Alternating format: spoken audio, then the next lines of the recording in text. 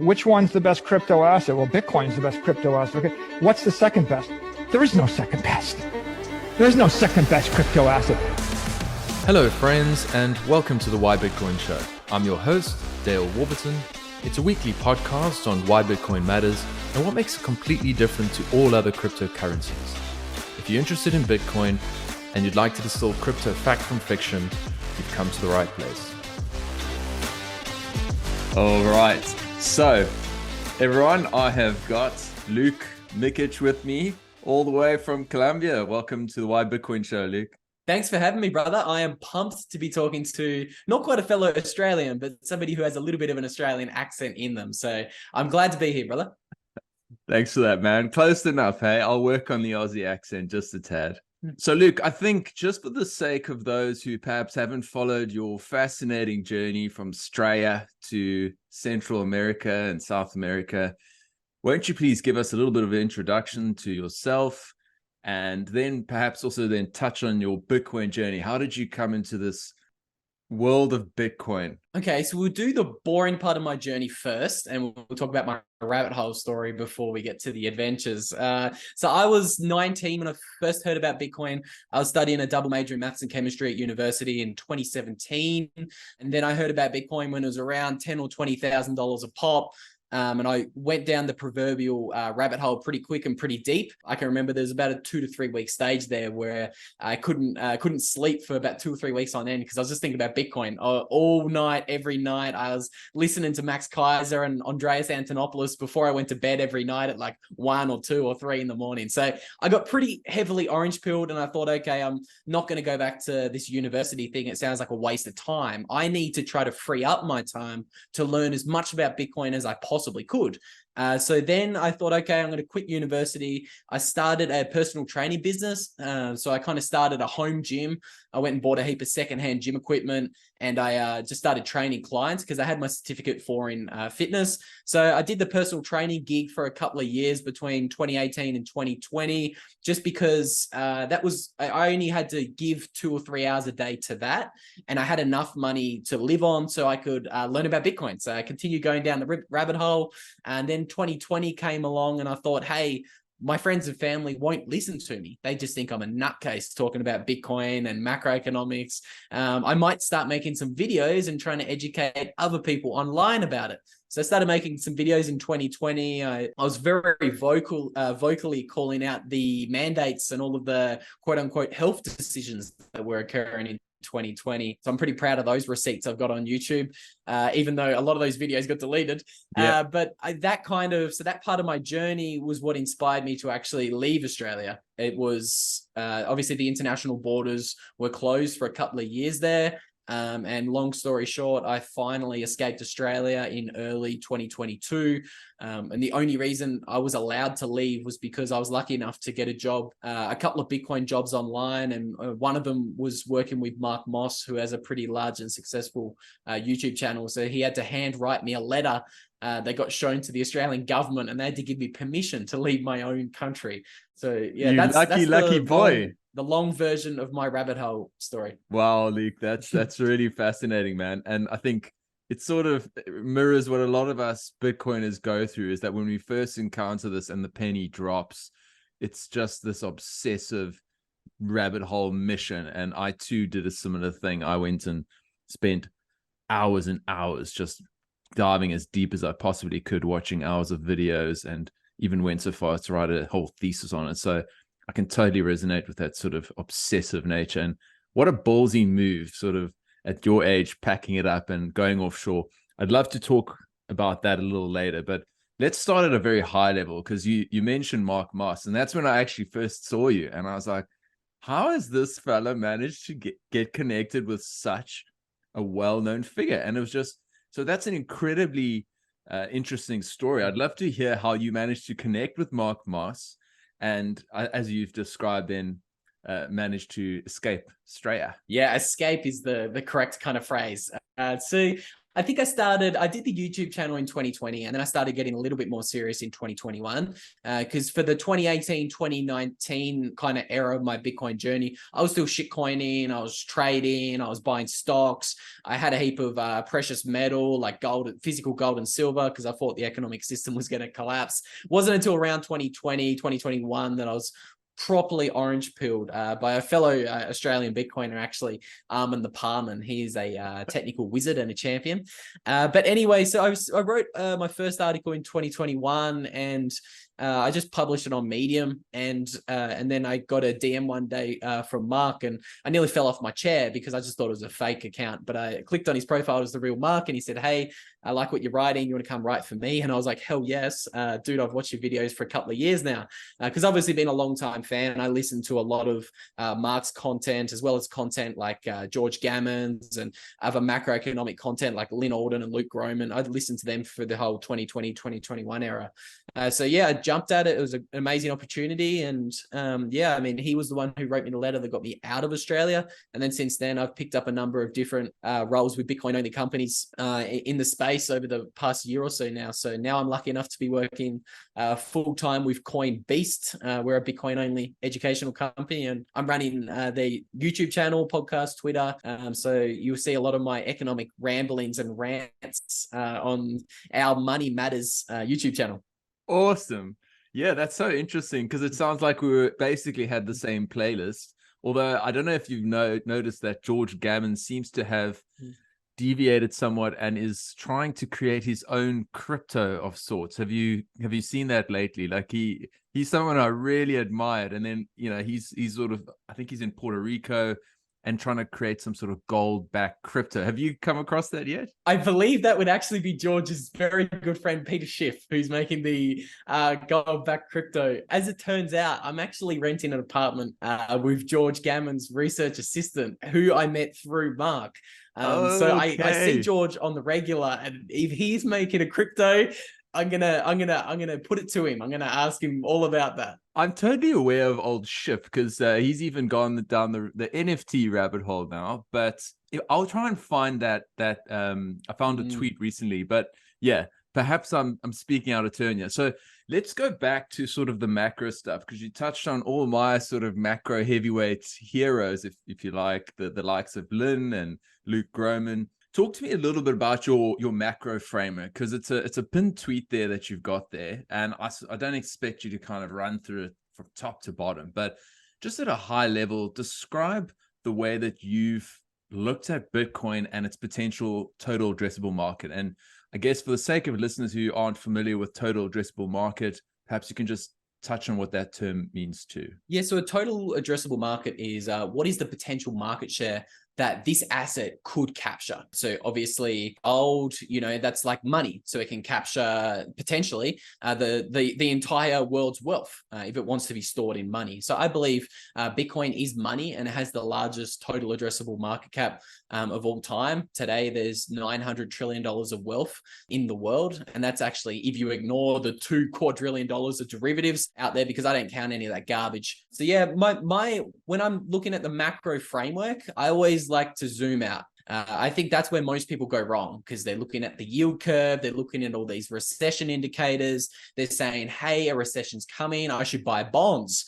But I believe we're actually in a decade where the rules have changed, and the past 40 years of economic data no longer applies for the 2020s era, because I actually believe 2020 was kind of like an inflection point. So if you look back throughout history, it's pretty clear and it's pretty abundant that the world today has too much debt. So there's a really cool hedge fund. They go by the name of Hirschman Capital. And in 2020, they did a report and they said, hey, since the year 1800, there's been 52 countries who have reached debt to GDP levels of 130% or higher. And they said 51 of those countries ended up defaulting on that debt within 15 years of reaching that 130% debt Rubicon. So, that's 250 years of economic data. And it's really interesting that the United States hit a debt to GDP ratio of 139% in 2020.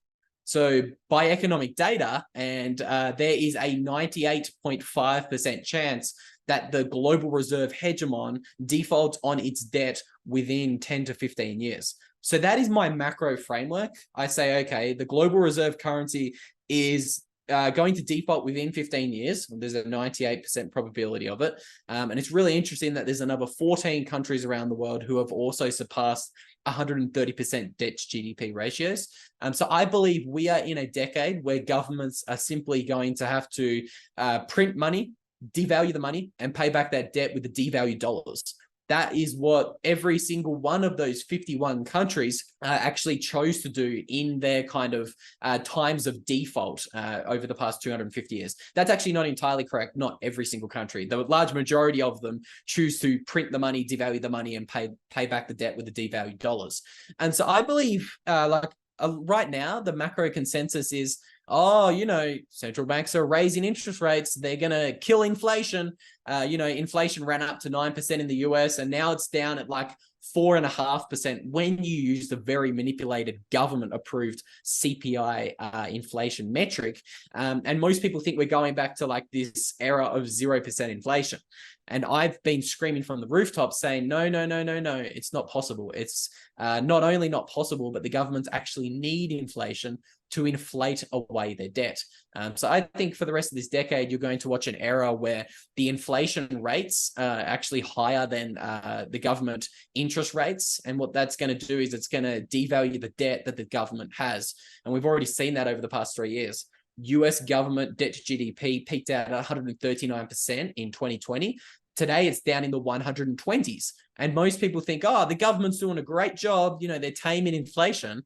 But when in reality, the government's actually let inflation run far hotter than their interest rates over the past 3 years. And they've shrunk their debt just a little bit from 139 to 122 or whatever it is today. I could rant and rave a lot more. I'm a little bit of a macro nerd, but I'll pause there and let you get a word in.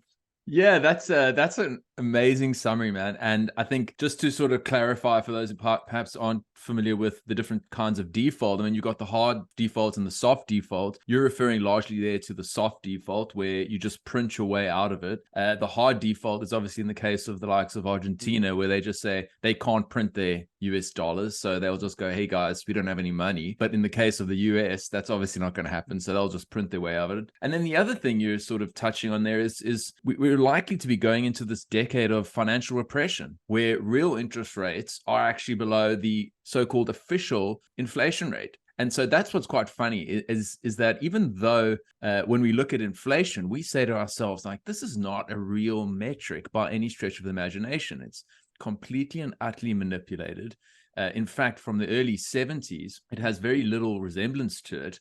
One of the most egregious I find is that reference to the homeowner's equivalent in rent, as opposed to what the actual cost of housing is, because it's so artificial, it's frightening. And you think to yourself, what's clearly happened over the last, call it 3 years, is asset holders have been able to effectively have their bags pumped at the expense of the poor chumps who've been diligently saving. And now those assets are, in the case of equity, sitting at PE ratios north of 20 and 30, which is historically really high. You've got property markets, particularly in the developed nations like Australia, New Zealand, and Canada, where people who had the ability to borrow at 2%, it was the perfectly rational thing to do. So you do end up in this situation where some people feel like it doesn't matter how fast they swim, in this decade, they're going to be behind the curve. And I tend to agree with you. I mean, one of the funniest things I often hear is that investors will say, professional investors will say, is like, it's a big mistake to think that this time is different.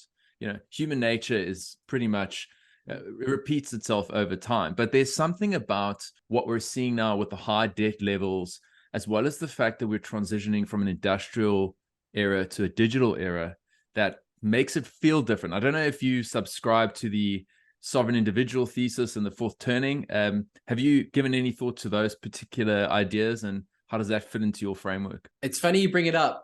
They're actually, the very first article I wrote was titled something along the lines of Bitcoin is the Big Bang to end all cycles. I wrote that one in 2021, and I pointed out, hey, it's really interesting. in the 2020s, we're watching something we have never seen before in human history. We are, like you say, transitioning from an industrial-based society to an information-based society, but we're also watching the unwinding of an 80-year long-term debt cycle. We just talked about that before. There's too much debt in the world. Governments are deleveraging their enormous debt. But we're also at the end of a 90-year fourth turning cycle. So every 90 years, it just seems to be a coincidence that there is an enormous, wave of protests and political change. So if you think 90 years ago, we obviously had the rise of Hitler, Mussolini, and we had the whole FDR Brand New Deal in 1930 and 1940s. If you go 90 years before then, you've got the American Civil War. 90 years before then, you've got the American and the French Revolution. So right now, if you look at this generational 90-year fourth turning cycle, we should be going through a period of significant political upheaval, and we see that everywhere. People have never been more divided than they are today. So we have, and we also have a 50 to 60 year technological cycle. Every single 50 to 60 years since the 1770s industrial revolution, we seem to see a new technological revolution that fundamentally transforms our economy and society. So in 1770, we got the industrial revolution, then you got the invention of trains and railways, and we got electricity and steel, and we got oil and automobile. And then in the 1960s, we got the microprocessor, which gave rise to the internet revolution. And today, looking at that Kondratiev 50-year long wave cycle, we should actually be about to see a new technological revolution. This is a Bitcoin podcast, and most people believe that we think Bitcoin is going to be the technological revolution that transforms society. But there's even more cycles than that. There is also a 250-year revolutionary cycle.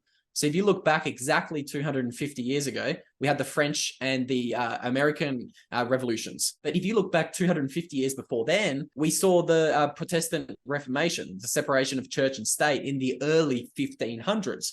So, and there's one more cycle. I've lost it. I haven't eaten enough food today. Sorry, brother, I forgot it. But I believe that we are kind of living through this era, this decade, where all of these cycles are unwinding together at the same time. And I think that these cycles unwinding the way they are is actually going to be the catalyst to drive Bitcoin's adoption and hyper-Bitcoinization to happen in a fashion that is going to surprise and shock the socks off most people, because everybody thinks, hyper-Bitcoinization is 20 years away, 30 years away, 40 years away. I think that's probably one of the more least likely outcomes. So it's a long way of me to answer, but I certainly do subscribe to thinking that the 2020s is actually different. And I do believe that this time is in fact different. I think I quote that in that article, but yeah, I think we're living for a pretty extraordinary time. Yeah, man, I feel like a broken record, and people that listen to the podcast might get bored of me saying it, but there's just something that's so obvious to me, that this decade is just riddled with economic inequality, social unrest, populism on both the left and the right. And it just doesn't feel like, it feels like this is a movie we've seen before. It very much mirrors the 30s, at least in living memory. So let's transition now to talk a little bit about something that's more Bitcoin related, if you like. We spoke about these long-term cycles, and one of the things I love about Bitcoin is this ability to really zoom out. We're not sort of focused on the short-term trade. Hey, how's your trade going, bro? This is more about, let's zoom out and have a look at geopolitics. Let's look at macro.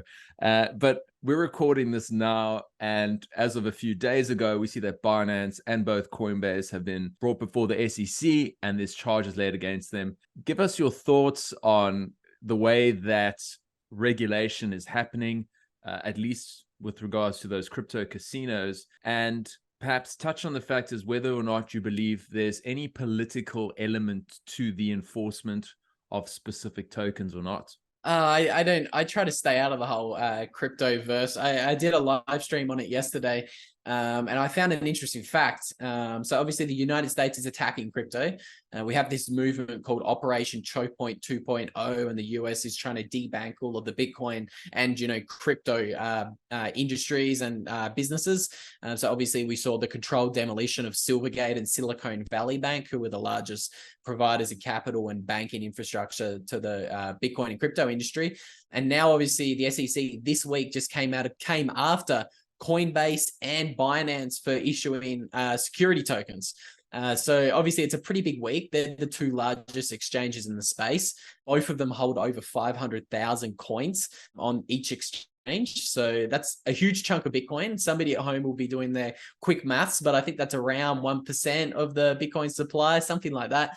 So it's a pretty big deal that these exchanges are getting sued. And then somebody will say it's a huge deal because Bitcoin is trading in US dollars and 85% of all the Bitcoin volume around the world is being done in US dollars. So obviously the main way people buy Bitcoin around the world, it's not typically with the Australian dollar cut bucks. It's normally with Tether or, USDC stable coins. They're US dollar stable coins. So people say, hey, it's pretty bad that the government looks like they're going to try and come after Tether. But I saw an interesting fact that said 86% of all the trading volume for Bitcoin and crypto around the world is actually happening outside of the US. So the US can attack Bitcoin and these businesses all they want, and the SEC can sue Binance and Coinbase, the two largest exchanges, but they're simply just going to move offshore. And I actually think it's bullish for hyper-Bitcoinization, because the faster the US regulates Bitcoin, the faster other countries are going to open up their borders and accept Bitcoin. So it's really interesting. Recently, Hong Kong came out around at the same time that the US began attacking this Bitcoin and crypto industry at the beginning of 2023. And they say, we want to be a crypto hub. And that's a really weird thing to say for Hong Kong because they're controlled by China. And China banned Bitcoin in 2021, didn't they? And then this plot thickens when you start thinking about Southeast Asia and what I'm calling Southeast Asia's secret Bitcoin plan, because in China, they're still the world's second largest Bitcoin miner. They have something like 22% of the global Bitcoin hash rate, despite banning Bitcoin in 2021. And they have actually had government officials being spotted at these Hong Kong Bitcoin and crypto events. And there was an article in Bloomberg, and it said, Hong Kong's crypto ambitions get the quiet backing from Beijing. So according to the people who organize these events in Hong Kong, these Chinese officials are okay with what Hong Kong is doing, and they're going to let them do their thing. So, it's the US can attack Bitcoin all they want, but it just looks as if other areas such as the global South, who are actively trying to de-dollarize their economy and wage war on the United States dollar, petrodollar hegemony, look like they're warming up to Bitcoin. And obviously we could talk about Southeast Asia more later on into the pod, but I've written a whole thread on that, and it's really interesting. All of China's neighbors are either mining Bitcoin or buying Bitcoin. So the US can do all they want. Me personally, I'm a Bitcoin maximalist. I'm also a little bit of a freedom maximalist. I don't care what people do as long as they're informed. So if somebody's spewing shitcoin nonsense online, I'll attack them on Twitter and I'll tell them, hey, you're wrong and this is why. Yeah, I don't know. I don't know exactly where I stand with the whole securities thing. I don't really care. I just stand back and say they sure look like securities. I mean, they've got a founder who pre-mined themselves 70% of the token, and everybody holding ETH is praying that Vitalik enables withdrawals for their stake token. So by every metric, they failed the Howey test. But yeah, that's my thoughts. Yeah, absolutely. And just to sort of put a bow on this particular section, because the name of the show is the Why Bitcoin Show, and kind of most of the reason I want to talk about things is like Bitcoin. I don't want to just be spouting nonsense about crypto, but I also do want to help people understand the distinction. And I think what you're saying there is pretty much mirrors my personal sentiment. It's like, I don't really care what people want to do with their money. A lot of people like to gamble. People do stupid stuff with money, man. And that's up to them. But the issue I tend to have with crypto is the fact that it's just layered in deceit, false marketing, false advertising. It's kind of riding on Bitcoin's coattails in terms of the idea that it's somehow decentralized, or that it's immutable, or that it's permissionless. Whereas anyone who's done a little bit of digging will know, okay, well, actually, you need 32 ETH to be able to become a validator. So it's not that decentralized. There's all these different layers of centralization. And so from my perspective, it just doesn't make sense. And I don't see why people would be interested in something that is clearly not money. Yeah, I mean, what are the prospects that you'll have something that's genuinely a commodity with a 70% pre-mine? It just doesn't exist. I'm not sure how on earth we're in the situation where Gensler, during his tenure at MIT, is very clearly laying out how Ethereum constitutes security, or in the sense that it passes the Howey test. And then when he's now in power, he seems to be somewhat captured. And again, follow the money at the end of the day. And you think to yourself, who is pulling the strings behind the curtain? Because I can't understand how, despite all the overwhelming evidence, where you see these videos on Twitter where it's literally Vitalik standing there talking about how they're going to make money and how these people get in at a discount, and Joe Lubin and all those guys are talking about it. It blows my mind. And so that's my mission. When I attack crypto, I'm saying this is not what it seems to be. If after you've kind of picked up what it's about and you still want to participate, go for it. But anyway, that's my rant, man, because I worked in shitcoin publications for 2 years, and it felt like I might as well have gone to a third world prison because it was horrific. I just saw the way the sausage is made, and I can't unsee it. And that's what inspired me to do this. So yeah, all right. Let's touch now on your journey out of Australia and initially into El Salvador. I believe you're now in Colombia. I think a lot of Bitcoiners here in Australia, at least the ones that I've spoken to, are sort of raising the alarm bell in a sense. They're saying, all right, we saw what happened during COVID. We saw that the gates shut. We effectively weren't able to leave the country for the most part. And people are very seriously considering like a plan B. And obviously there's challenges associated with people having family and friends here. I know that you had to, unfortunately, leave your dog behind. I mean, so people have to make really challenging decisions if they want to actually go and do this. So talk to us a little bit about that whole process. I know you managed to secure a gig with Mark Moss, which is just epic, but talk us through that whole journey as you sort of left and what your experience has now been initially in El Salvador and traveling elsewhere. Yeah, it's the best decision I ever made. And it's one that I've thought about for around 2 years. So I didn't have my passport in early 2020 when the madness happened. And like very early on in March and April, I've got screenshots and receipts of me saying, this is never going to be 14 days to flatten the curve. Once you give the government this much power, they're never going to give it back to you. I didn't actually get my passport until around mid 2020. And by the time I was trying to organize my trip out of Australia, I think the borders were about to close, or yeah, it's just a big hassle. So I was stuck in there when the borders were closed for a good year or so, 2020 and 2021. And as soon as the international borders opened in February 2022, I was on one of the first flights out of Australia. And that's because I don't think 2020 was an isolated incident. Once you give the government that much power, they're going to continue to take it. And like we talked about earlier, it's simple economics.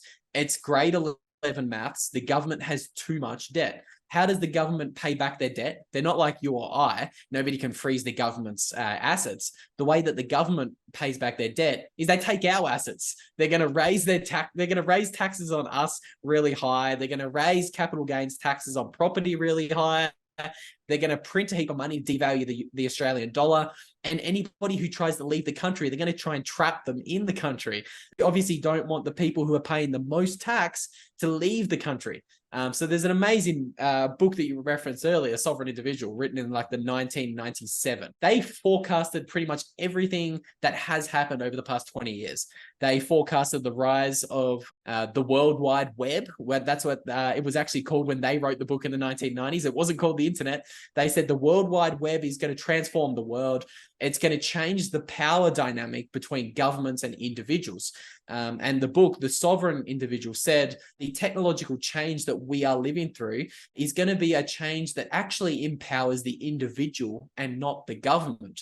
So it's really interesting. Technologies can either be very centralizing or they can actually be very decentralizing. So for example, the Industrial Revolution in the 1770s was very centralizing because for the first time in human history, it brought everybody away from the farms and the villages to work in these enormous big cities and work in the factories, making steel and, making cotton weaving and all of the other things associated with the Industrial Revolution. So all of those technologies were very centralized, but the Sovereign Individual predicted that the technologies of the internet age can actually be very decentralizing. And the book written in 1997 predicted the rise of like the video calls that we are on right now. It predicted phones a decade before smartphones popped up.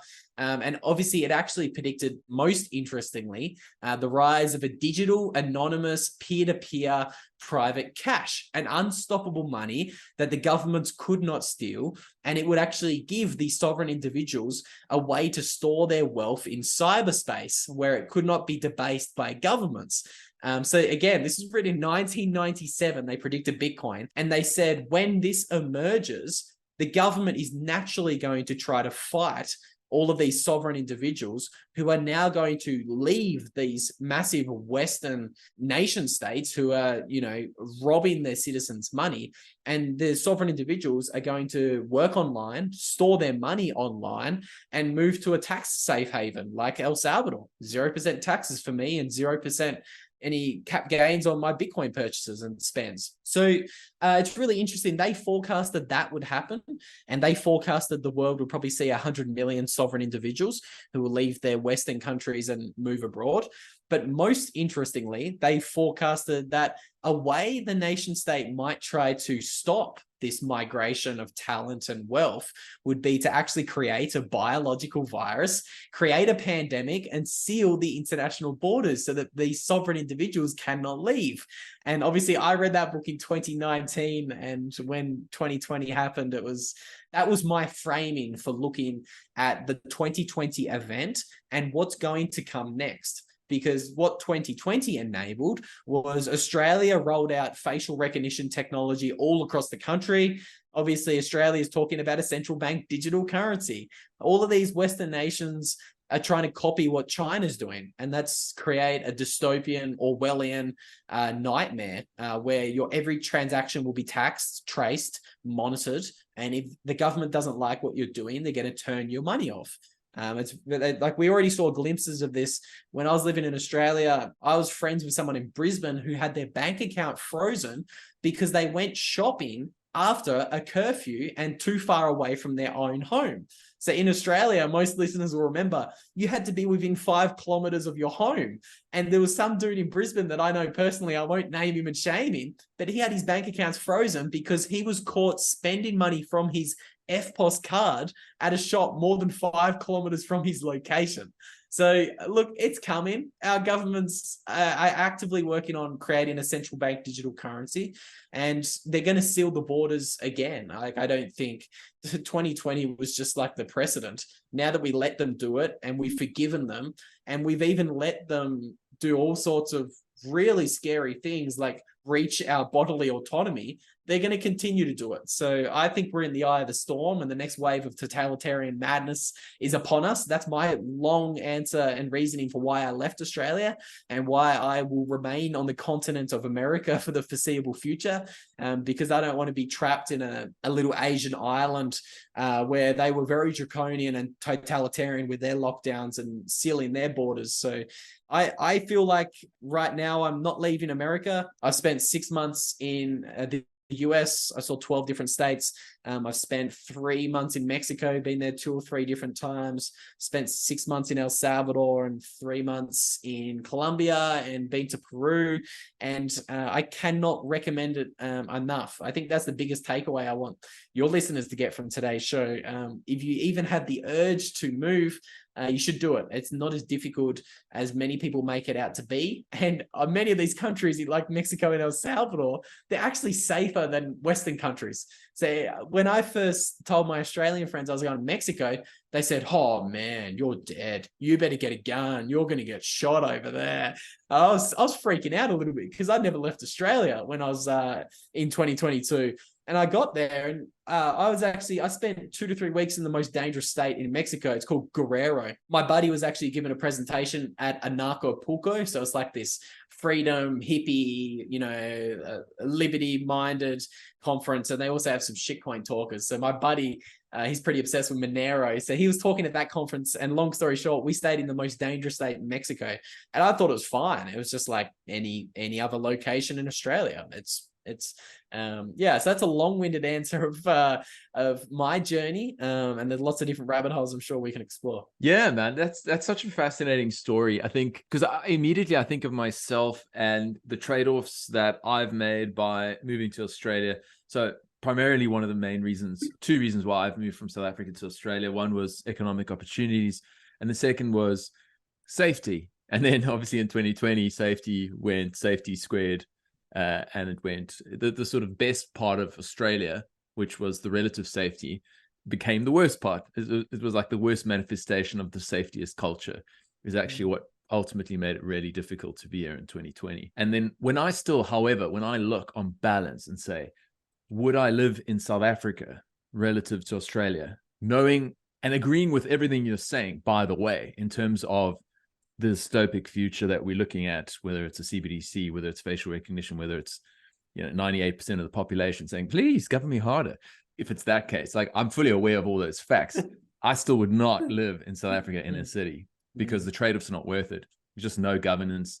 It's effectively a kleptocratic state where the trade-offs are just not worth it. You firstly have to pay for everything: private healthcare, private schooling.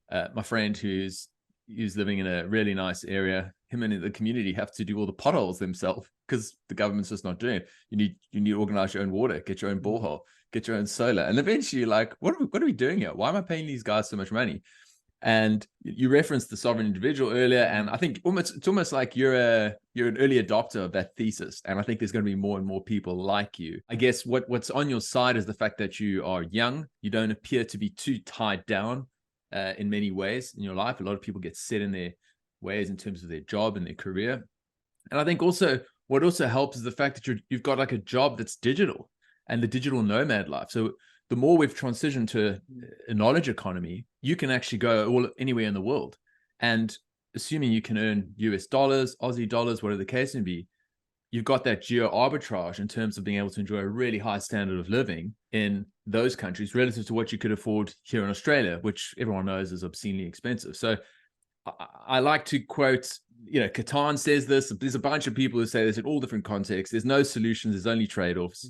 This is actually a Thomas Sowell. Thomas Sowell's my favorite economist, and he talks about that regularly. And so I look at it on balance and say, like, yeah, there's no real solutions here. I think what you've described, I think, is a life that is really appealing to potentially to someone who's at a certain point in their life. I think 10 years ago, I probably would have been right behind you, but I'm sort of now 39, and I'm kind of wanting a little bit more of stability in my life. But I subscribe to everything you've described. I think everything you've described is correct.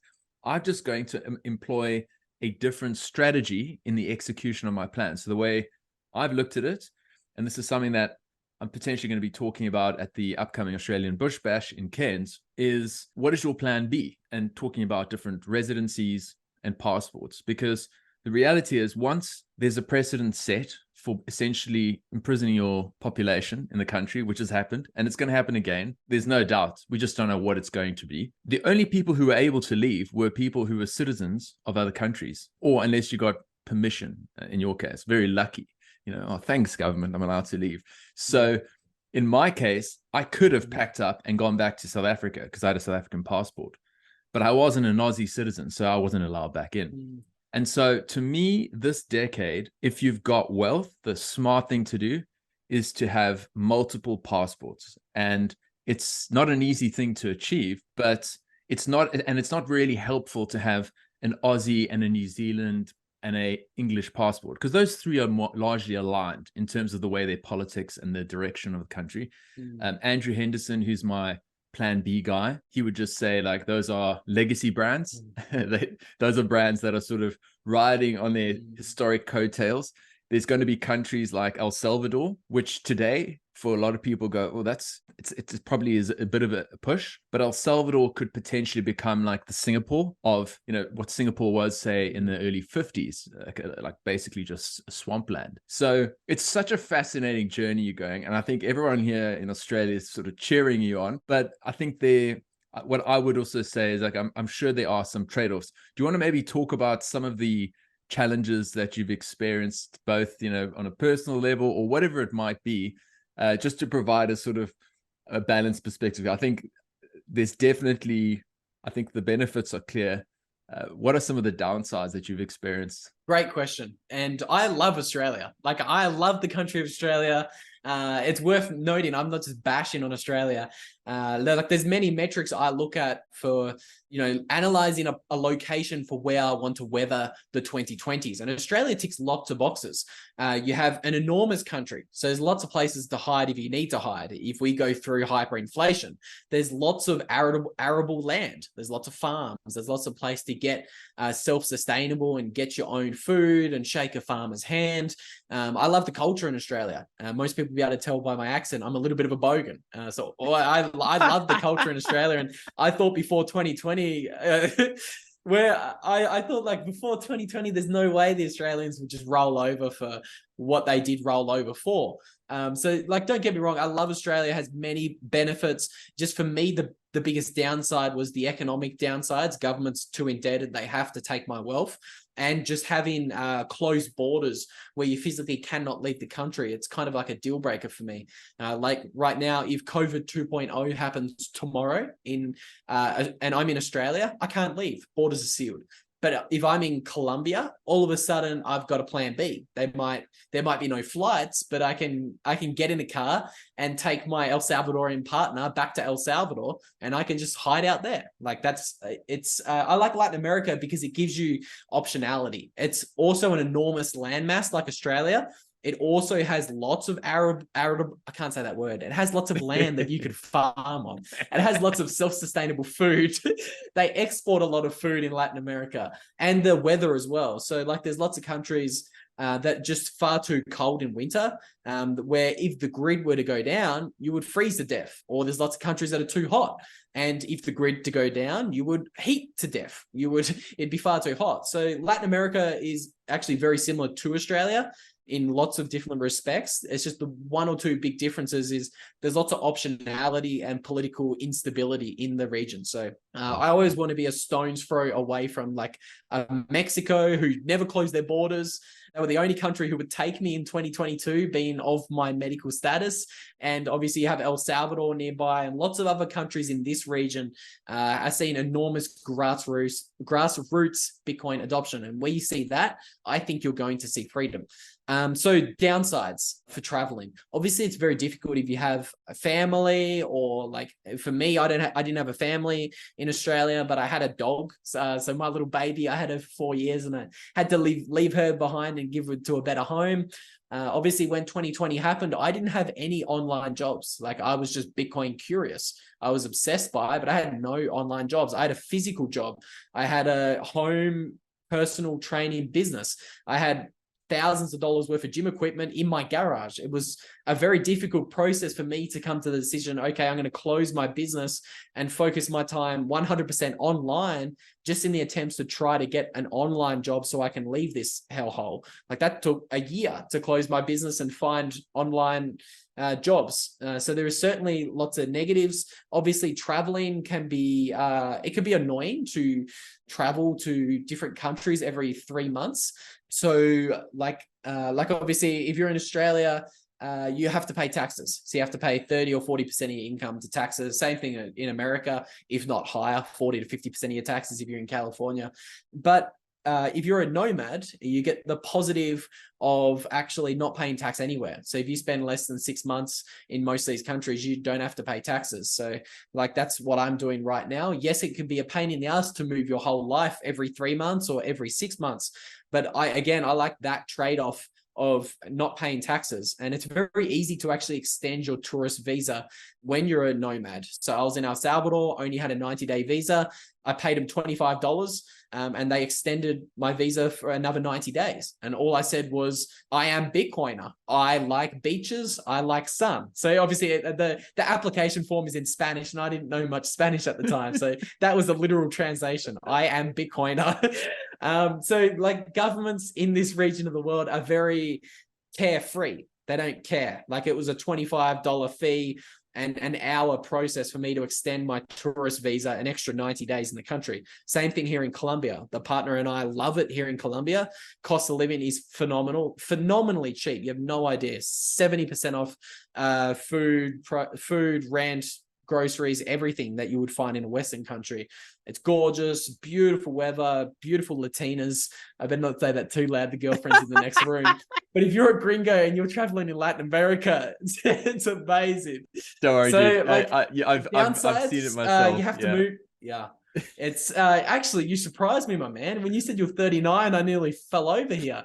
You're doing very well for 39, brother. I just wanted to mention that. Yeah. So like there are downsides. I'm trying really hard to think of some more downsides for the listeners. People will say the cost. So yes, you need to buy a flight every 6 months.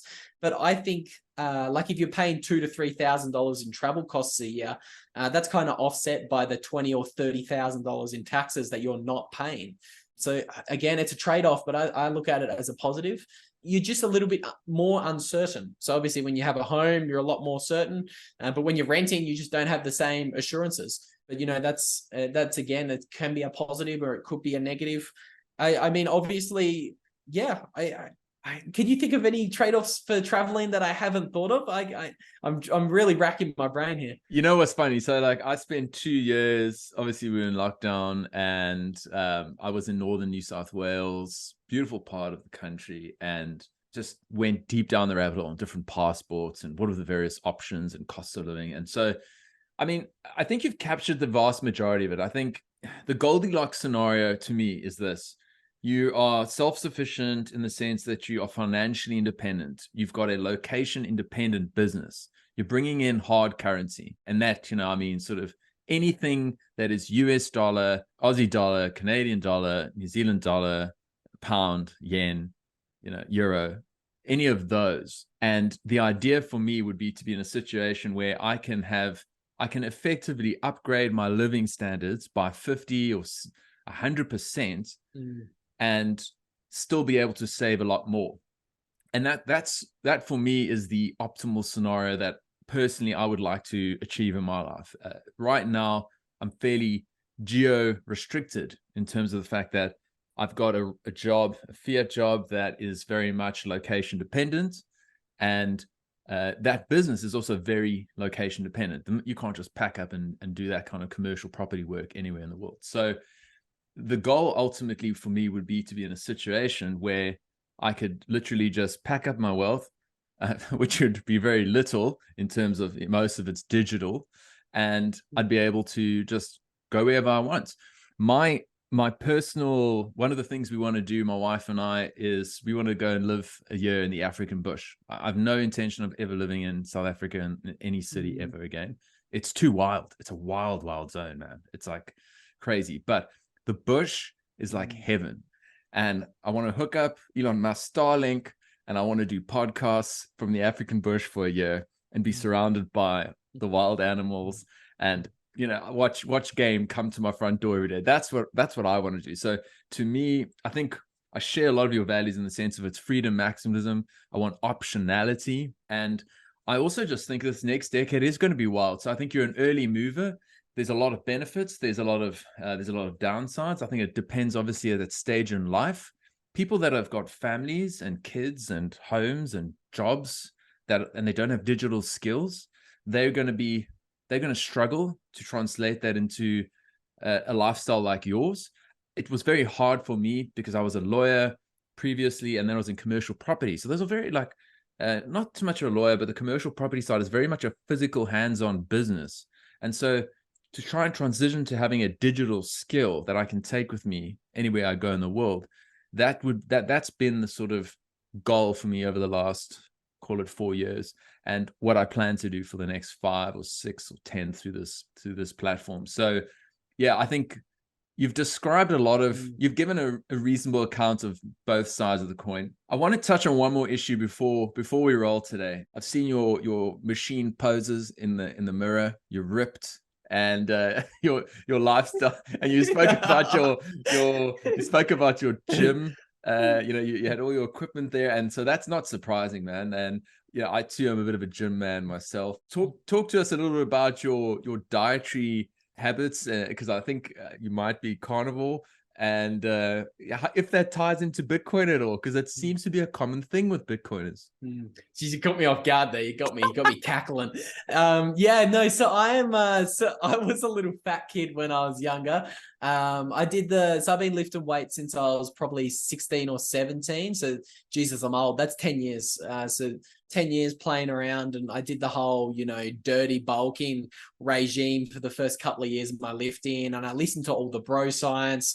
And obviously when I was doing my major in chemistry at university, chemistry is the core unit that all the medical students have to take.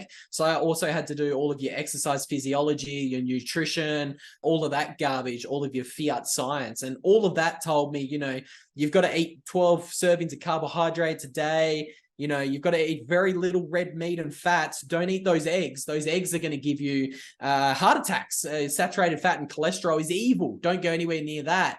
So I ate all of that propaganda so hard when, it wasn't until I was probably 20 or 21 when I was properly orange pilled and in Bitcoin for a couple of years that I started noticing all of these other rabbit holes.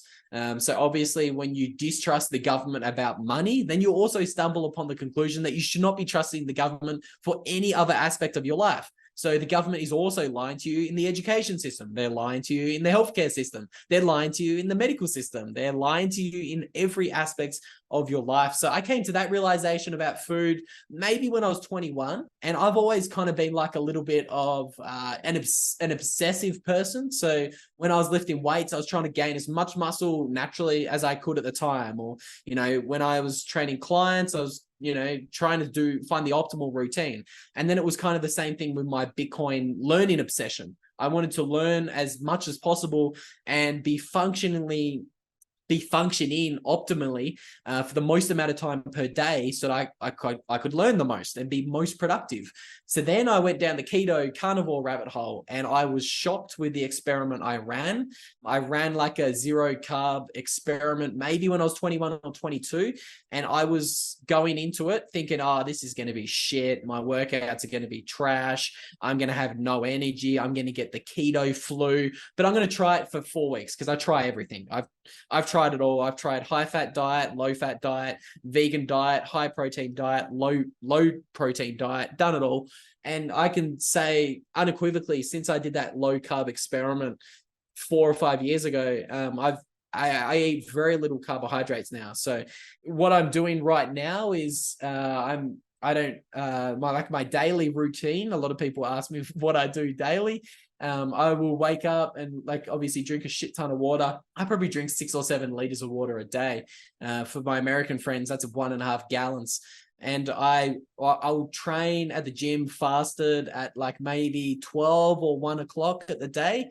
So I'll have pre-workout, heap of caffeine before the gym. That's my last caffeine for the day at around 12 or 1. And then I'll have my first meal after training at around 2 or 3. And during the day between 2 and 7 p.m., it's just fats and protein. So it's eggs, it's avocado. We have an amazing maid here in Colombia who will cook us up these avocado salads and steak, and she only cooks in animal fat. So obviously went down the seed oil rabbit hole as well, which I'm sure we can get into because I've gone pretty deep down that puppy and I was scared what I found. But again, I'm terrible at giving short answers. That's why I put you on. Keto carnivore. Yeah, that's what I tell my guests as well, actually. I full keto carnivore for 3 to 4 years. I wish I'd done it when I was younger. I'm literally 30 to 40% more productive throughout the day. I don't have energy crashes. I'm not fatigued like I used to. My training hasn't been affected after dumping carbohydrates, which for me, after being indoctrinated with Fiat food science, that was the biggest surprise for me. My training is the same. And I mean, I feel really good. I will strategically use carbohydrates in the form of fruits, depending upon what I'm doing at the time. And so if I've gotten a little bit too fat, like I did when I was in Peru, actually, I was traveling with a buddy and he was getting me to eat all the Peruvian food. So I let my hair down for a bit and I got a bit chunky. So if, for example, if I'm trying to cut fat and I'm in a caloric deficit, I'll strategically use fruits around my workout. So I'll actually find eating an apple and a banana 90 minutes before I train actually helps me to retain a lot more strength in the gym. And I'll, irrespective of whether I am eating at caloric maintenance or a caloric deficit, I'll always eat fruit at night. I don't know what it is, but going completely zero carb, sometimes I struggle to sleep at night. So I'll always maybe have an apple and a banana and a little bit of fruit salad and yogurt before bed. But I noticed the carbohydrates kind of spike my energy a little bit. And, that's because they're high glycemic index, in 90 minutes, it's in and out of your blood sugar. So I have that at night when I can afford to be like more sleepy. Yeah. Your experience has been similar to mine, and in the sense that I've only recently gone down the keto carnivore rabbit hole. And I describe my sort of diet as animal based, no seed oil. So I had to ditch the peanut butter and the mayo, which was kind of heartbreaking at the time, but I don't miss it at all. And predominantly meats, and not a lot of fish, to be honest with you, but not a lot of chicken, but tons of beef. What I've been getting into the habit of is just cooking a giant couple kg brisket on the weekend, and then cutting it all up and then just splitting it out for the week. It's a really quick and easy meal, and it's cheap as chips actually. And then in terms of your fruit, I eat any fruit I want. And yeah, it's a good idea before sort of a workout. Otherwise, I feel super flat. But yeah, and then honey's magic stuff. So yeah, it's awesome. It's so funny, these little rabbit holes we go down. And yeah, I certainly do feel the same thing as you, in the sense of my energy levels are consistent. And I also don't have those like intense cravings that I used to get. I was like a pizza guy too. Like that was just my thing. And I just don't think about pizza anymore. So yeah, what a game changer. It's something that I'm noticing more and more in the Bitcoin community. And I think you were also onto it a lot earlier than others. Yeah, man, it's been really cool. I haven't even started my day here really. So I got to get rolling shortly. Did you want to give a handoff to any of the listeners before we roll out, man? It's been an absolute pleasure. Thanks so much for your time today. Hey, thank you so much for having me. I apologize in advance to anyone who firstly made it this long, 1 hour into my ranting and raving for an hour. I'm sorry about that, but I'm also sorry about my internet connection. The internet in Colombia is down today. There you go. There's a downside for Latin America. The internet today is down. Yeah, there you go. Giving Colombia their dues, it's actually the first day in 90 days that I've had an internet issue. I don't know what's going on, but the internet is down. So there you go. It's not all sunshines and big booty Latinas over here in Colombia. There's a few downsides. So dude, thank you so much for having me on your show. If anyone made it this far and they enjoy my ranting and raving, I have a couple of different YouTube channels. So I work full-time at Coin Beast. We're a Bitcoin only educational company. I'm making YouTube videos twice a week and going live on our Money Matters YouTube channel. I'm also releasing my first book this year. So that's just about finished, and I'm actually releasing it chapter by chapter through my Substack. So if you subscribe to that for free, you can read pretty much most of the book. And I have a paid section in my Substack, and I have a little thing in there. Any of the paid subscribers are getting a free copy of the hardcover book when it comes out. Hopefully Q3 2023, but editing for a book is an absolute bitch. And it's my first time. So Q4 2023 at the absolute latest. Brilliant. Wow, that's a lot of stuff, man.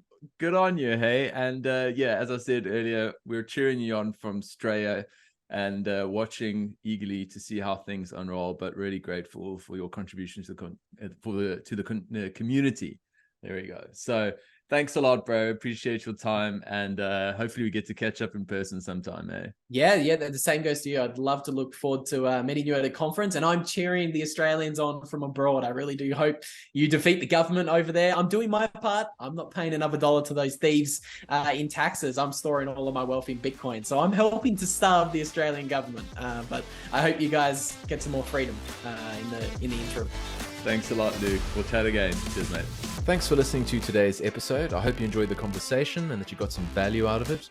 Either way, hit me up on Twitter and let me know what you think. My handle is Dale21M. If you've got any suggestions as to people you think I should be talking to or topics I should address too, I would love that sort of feedback. Otherwise, if you want to support the show, there's a couple different ways you can do that. The first is just to share it amongst your friends and family. The more that people hear the message that Bitcoin and crypto are not the same thing, the better. And I want to help people understand that. The second thing you can do is give me a 5-star review on whichever podcast app you're using. Of course, that's only if I deserve it.